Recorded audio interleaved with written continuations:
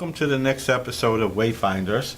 And this week we're going to go a little bit more in depth. We touched on all 6 of the main subjects over the last 6 weeks.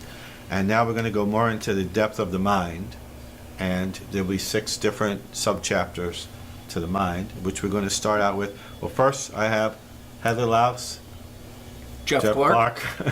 and Randall Hogue. And we're once again going to make an attempt to make some sense out of some of these subjects.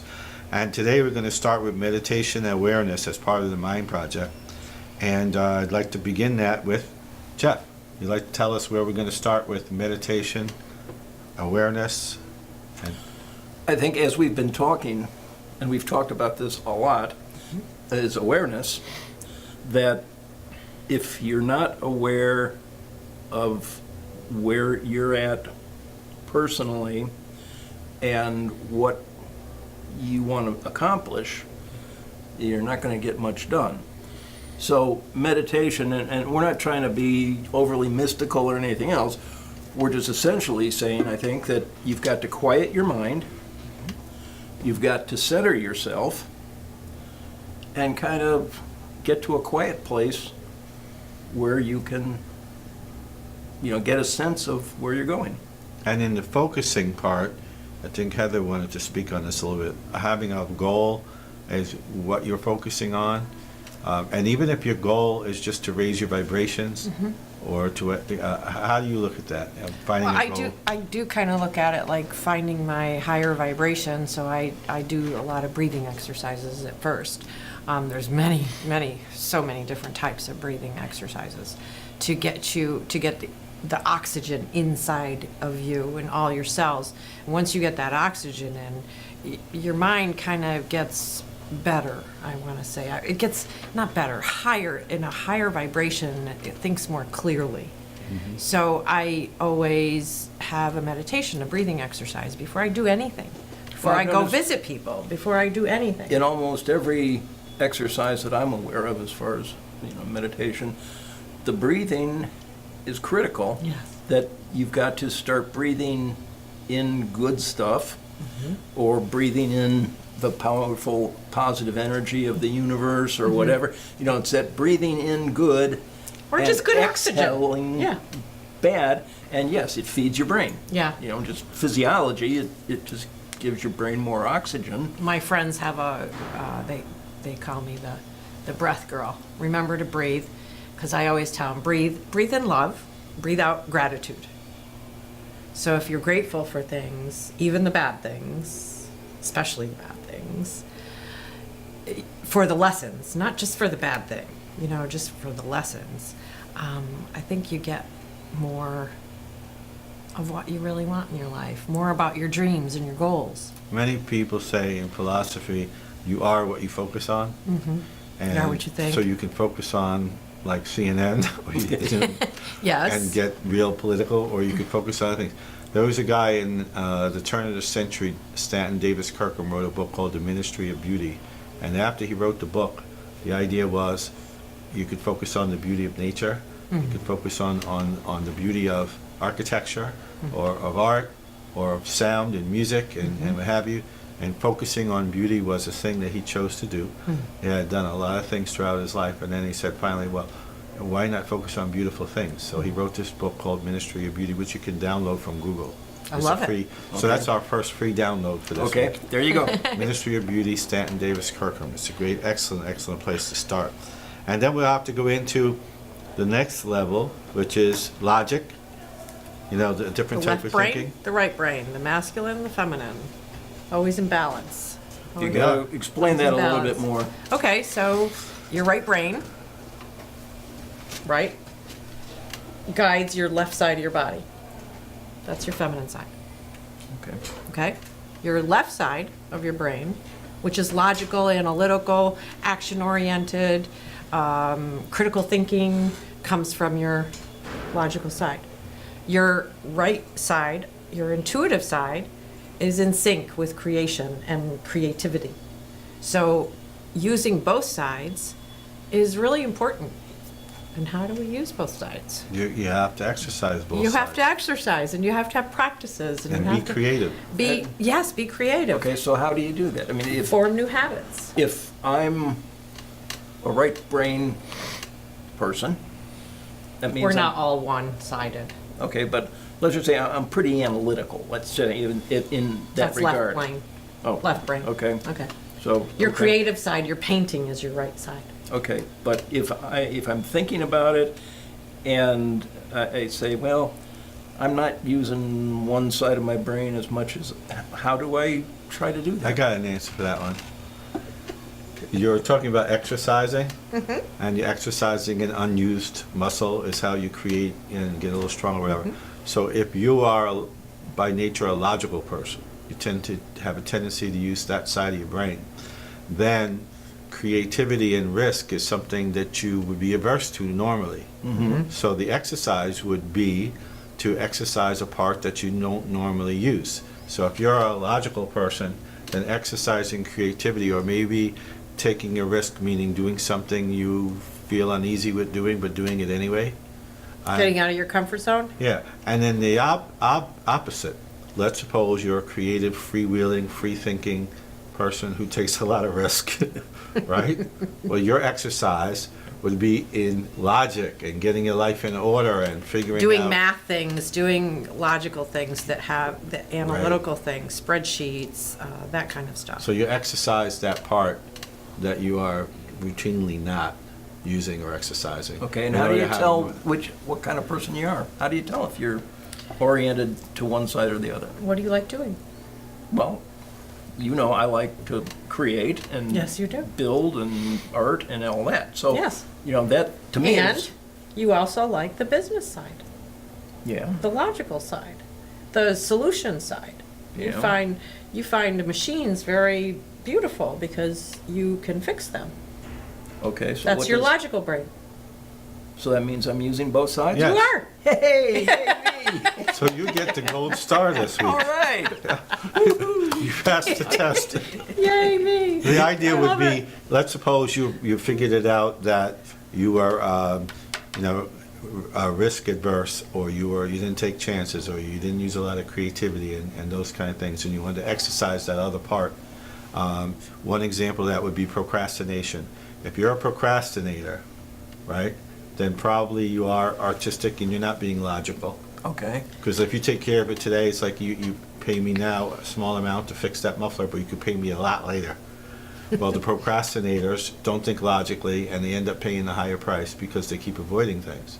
So finding out, being able to sort of pinpoint where you are on the spectrum, and then start to exercise both sides. Some people like you do it already. I don't know, do you do both?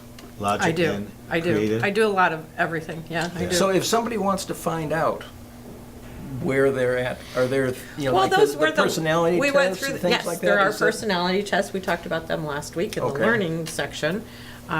We talked about the Myers-Briggs. We talked about career cruising. We talked about 16 personalities. Yeah. So that would help give Based on the somebody an Myers-Briggs. idea Yes, of where they're. absolutely. Okay. Because it's And- telling them they're intuitive. There's I, J, E, emotional. Oh, there's a whole bunch of letters. Yeah, there's 6 or 8 different letters. Yes, and- yes. And they ask really simple, basic, Yes. multiple choice questions. And you can say, even the parachute book has it. Yes. And they'll ask basic questions like, do you have a tendency to put things off, yes or no, or maybe, they either give you that. And then in the end, you get a read from it. Right. So it's good to know where you are on that scale. And it's free. But You can that do it for brings us free, into right? next Yes. segment, which is your favorite one, the monkey mind. No, it's her favorite. Now, belief and disbelief. Oh, well, So it's belief. not my favorite, so I'm going to let you two explain it. Okay. Well, we started talking about the monkey mind. We started talking about the mind and what we wanted to talk about today. Right. And we talked about beliefs and disbeliefs, and we talked about the monkey mind and a monkey on your back. So you tell your part of it, and I'll see if I can tell my part of it after that. Okay. Yeah, in my view, it's when somebody, probably not one of the healthiest people in your life or one of the best influencers, comes in and maybe they tell you you can't do that, or, gee, Heather, you're really nice and you're wonderful, but you know what a pain in the butt you are about this? Yep, I do. And all of a sudden, you got the monkey on your back. Yeah, And, and it's only if you accept it, correct. because I'm being a jerk. Well, it's my mind. Yeah. And So my are you perception. going to let me put that monkey there or not? Nope, So the person not anymore. that's getting the monkey has to be absent-minded in a sense. Not necessarily, not necessarily. might just be sensitive. They No, might be- a boss might have something that he's wanting his team to do, and half of them come back with, oh, but I didn't get this part of the report, and you said you were going to do that, and I didn't get this part of the report from somebody else, and they said they were going to do that, and now I can't do my work because they haven't done their work. Yeah. So the boss, who's got the monkey now? It's on his an back. excuse. Yes, it is. Yeah. And what does the boss do? He's got a team here that's got to work. He's the manager of the team, or she's the manager of the team. And your people are coming to you saying, oh, I can't do this. So it's on you again. Well, as a manager, Are you going to leave it on you, or are you going to give it back to them? as a manager in a department store where we had 35 departments, the object of the department managers were to come into the manager's office with a monkey on their back and leave it in the office. And the manager's job was to make sure you took the monkey back out with you. Yeah. So the role playing. Yeah. And the reason I said absent-minded earlier is if I end up taking the monkey, it's because I had space Yes, in my life Well- and in my mind to accept that monkey. that's Yeah. true. But let's say somebody is the kind of person that likes to please other people, Yes. and another person is a manipulative sort of Yes. person, Yes. and they're trying to get their way on something, and they say, gee, you're being really mean. What's wrong with you? Have you ever said that to anyone? No, I haven't. I no. haven't either. But I know I was people who about have. to this weekend. I have. But I know people who have handled situations like that, Yeah. and it's really saying, I don't like that you're trying to do whatever you're trying to do. I want you to do what I want you to do. Manipulative, yeah. Yeah. Yeah. So that happens a lot. And the But idea. that's control, and that's not really in the mind. That's a safety issue that people have grown up with, and that's in their lower chakras. That safety issue of, Okay, now you're Control. going. yeah, I went way off. You're So- I went on the monkey mind. So here's the way I'm getting the read on this is that if a person, a person really ought to assess how much of what they're thinking is really their thinking. Yes. Is how much is their Yes. environment, their family, their history, their job mentality, the corporate mentality, or whatever that comes to the job and so on. And that sort of thinking is saying that you could have repetitious thoughts and habits and things that come habitual thinking that run a certain pathway, and you keep going down those certain pathways, and that's maybe not even you. Yes, It's whose path absolutely. you're Are on. you aware of it? Absolutely. Are you on your path? Yeah. Or are you getting sidetracked off on some bunny trail because somebody said or did something? Or And somebody said you were supposed to be this way and think this way and, Yeah. and do this. Yeah. Well, it And isn't- it's not really you. Here's a good example. If you ask somebody the question, "Who are you?" then people give a lot of different reasons. I'm a cancer survivor. I'm a mother. I'm a family provider. I'm a store manager. I'm a entrepreneur, or what have you, or I'm a life coach, or something like that. And people identify with all these different things, and they have a lot of automatic thinking that goes along with that. Of what does that mean? Definitions of those. Like Yeah. if I'm a manager of a store, I'm an executive, I gotta wear a shirt and tie, I gotta walk a certain way, I gotta, act a certain way, I gotta do a certain, fill a certain role. A lot of that is that sort of thinking that you can get into, the sort of that, when you say monkey mind thinking, it's sort of an automatic, habitual, So how do you get out of repetitious- that? By being conscious of it, being aware of it, Our first one. and having a goal. Our first, exactly. Our Yep. first thing that we were talking Now, about. maybe your goal is to be a super executive in terms of running a store, so you're going to dress the part and play the part and play the stereotype to the hilt, because that's the part you're playing. And fake that's it till you make it. And that's the identity that I like that. you're accepting, yeah. Because you're Yeah. taking on a role, Yes. and until it becomes you. Yes, you have to practice it. Yeah. You're practicing it. Yeah. You're exercising. Steven Spielberg was a good example of that. And he showed up at the movie studios, and he had nothing but a peanut butter and jelly sandwich and a briefcase, and he put on a three-piece suit, and he showed up at the gate every morning, and he said, "I'm a producer," and they let him in. And then eventually, somebody went over there. He's sitting at a desk. He took over a desk, and somebody went over there and said, "What are you doing here?" "Well, I'm a producer." "Oh, okay." Great. Because he identified with it so well. Now, Steven Spielberg, you all know how he ended up. So, He's a producer, isn't he? yes.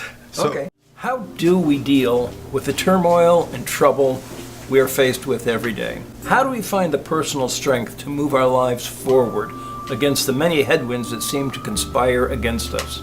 It isn't a secret, it's simply a journey. And that's life. Our goal is to help you map out your personal path to a complete concept of who you are and want to be. The thing is, this project requires money. We can't do it without help. So we're going to reward your support with access to a variety of sources and provide discounts on programs. Go to www.communitymediaservice.com and send us $20 to make the initial friend list, or give $50 and you'll be placed on the special friend list for ongoing benefits. Help us make this happen. Help yourself, help others. Join us on this special project. Go to www.communitymediaservice.com and click your choice, either $20 or $50, and stay tuned for more. Just checking. exercise. We're talking about exercising the mind, Yeah, we did. training the mind, and having habits. Now we need to talk about modalities. Well, we didn't get to this yet. We were doing Which- that at the first. When we talked about dreams and goals and, Okay. We messed you up because we misnumbered things today. Oh, that's all right. we did. All right. So you want to talk about modes? You said. Yeah, modalities. The modalities of your mind when you're at work, like you were just talking about. How you role play, or your mind at play, or your mind at sleep, or your mind when it's creative. So we're talking about the mind here and the healthy mind. So And again, it starts with awareness. So if a person is thinking, I spend most of the day being stressed out about my job. Or so when I'm at home and I'm thinking and I'm going in a meditation mode or whatever, the goal might be to lower that stress level. Okay? Let's say you're going into a competition consciously, and in the Olympics or something like that, or any kind of physical competition, then your goal might be to gear yourself up yeah, they train and get ready for that. Yeah, they to train get into mental the imaging zone. and To get Yeah. into the zone, they train and to see them doing that is absolutely amazing. They transform the Olympiads and people that are in those kinds of competitions. They repeat it so many times. They've lived it so many times that they're in it. They're like actually creating the win. yeah, it's like almost. having tunnel vision. Yes. Because this They're is so all focused. they've got. Yes, And in the zone. And as a contrary to that, if you're focused on your work, it's very difficult to be creative Yes. Yes. Yes. because your mind can't do two disparate things at the same time. Yeah. You have to give one up in order to move over here and fully concentrate on that. And like Dennis Waitley wrote a book, The Psychology of Winning. He was talking about improving the scores of different people in different games, like whether it's golf or basketball or whatever. And he would have them visualize a successful basket. Okay, and you did it once, you did it right. There's no reason why you couldn't do it again. So now visualize doing it and seeing it going through the hoop. And so that's part of sort of training the thinking that we're talking about, whether it's work, play, being creative. If you figure out what it is you want to do with your mind at that particular point, then there are ways of doing it, and ways of de-stressing, ways of gearing up for I wouldn't say just competition, but challenges of Right. some kind. Well, it's, the number of golfers that defeat themselves in the last couple of holes is amazing. Yeah. Because What do you mean, they defeat themselves? they overthink it. They start to get the yips. They instead of sinking the putt, they miss it. It rims the cup or something. But if they go into automatic and trust their training and trust everything, Their own innate they're much practice. better off. But Yeah. they start thinking, I'm about to win a tournament. That's when your mind goes monkey on you, Yeah. and it'll mess you up. And we were talking this morning prior to coming into work about things like the shopping mall, for example. And the question came up, where do you live? And the fact is, you live 8 hours in your bed, asleep. Yes, You yes. live 8 hours probably at work of some form, whether it's an entrepreneur or a job that you do or whatever. And that's 2/3 of your day already, right? And then the other times you have is the selective time. And You have therefore, to eat. your creativity time and your meditation time and all these other things that you have, and what do you choose to do with that time, and then how do you do it? Mm-hmm. Okay, and you get to decide and you get to choose whether you're going to de-stress or gear up, and I believe that all of our illnesses come from stress. And I think our mind creates that stress, because we Yeah. think stressfully. If it's negative energy. Yes, yeah. stress, negative stress.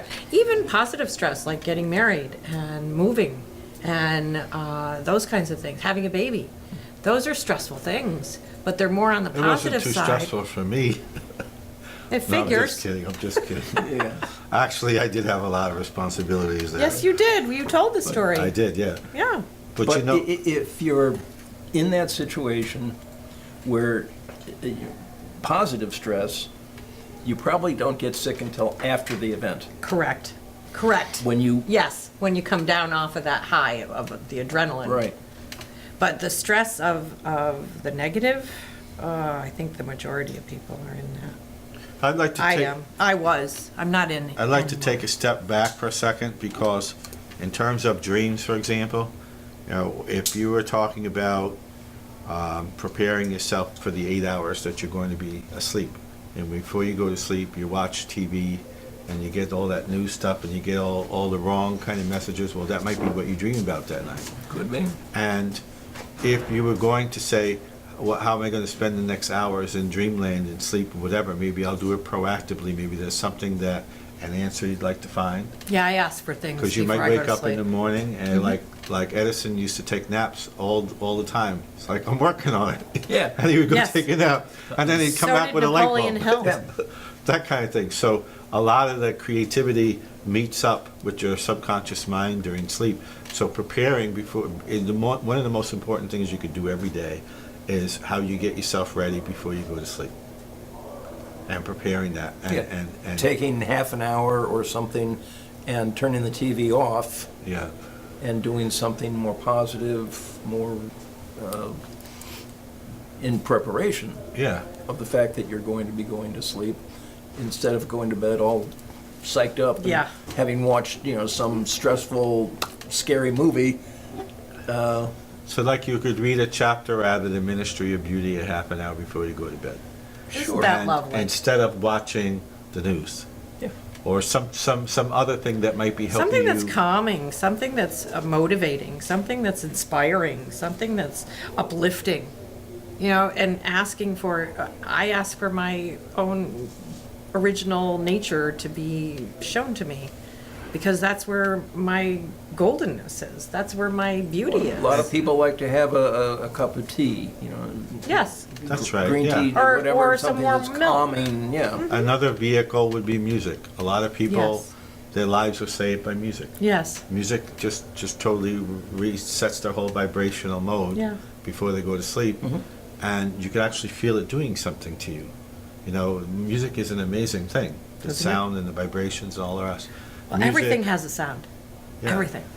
Music, mantras, anything and even the rhythm of the reading, the rhythm of the poetry, that's another thing that you can do, those kind of stuff.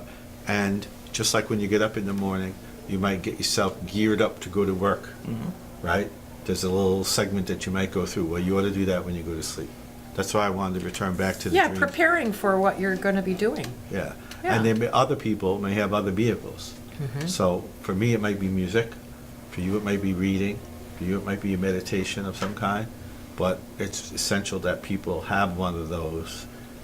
Otherwise, they could spend the next 8 hours of sleep time really stressing themselves out, right, by doing it the wrong way. I have one other thing to talk about with the mind, about writing and journaling. And that would help with the monkey mind. It would help with exercises and practices. It uses both sides of your critical mind, and you can use it anywhere. You can use it for your dreams and goals and the direction that you're going in. Something magical happens when you write it down. So we're going to sum that up because we're going to put a link on the website. There's a journaling section in the Artist Way, okay? And they Great. have a whole big thing about Great. journaling It's and huge. letting Yeah, all your it is. stuff. That's another thing you can do at night just before, like you say, before you go to bed.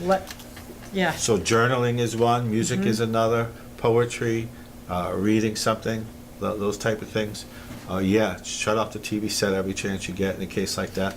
And by the way, if the TV set's left on while you're sleeping, you could be dreaming about what's going on the screen without even knowing it. So it's Well, and the light from the TV disrupts the sleep patterns anyway. So I mean, that's real unhealthy. so what are we going to talk about next week as we I say don't know. goodbye to the audience over there? I don't know. What are we talking about? Well, I think we're going to body physical, right? Okay. We are. Is that right? And Why there's my not? alarm. And once again, we're going to put it up on the website. You're going to have a video for each one of the segments and a bunch of links to follow at the end of each one, and Yes. some contact information if they want to get more information. And that'll be on right now it's on sac.tv. We're going to make a specific website for WayFinders, but right now we're doing it on sac.tv. Beautiful. All right? Thank you.